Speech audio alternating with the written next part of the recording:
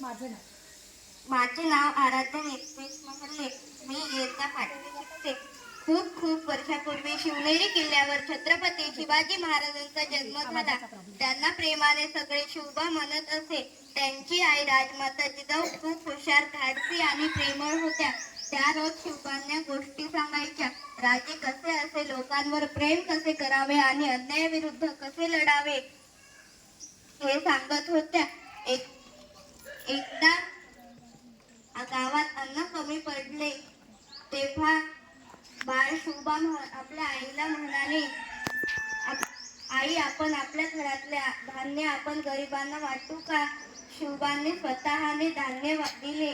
अशा प्रकारे पहिल्यापासून बाळ शिवबा दयाळू, धाडसी आणि न्यायप्रिय होते.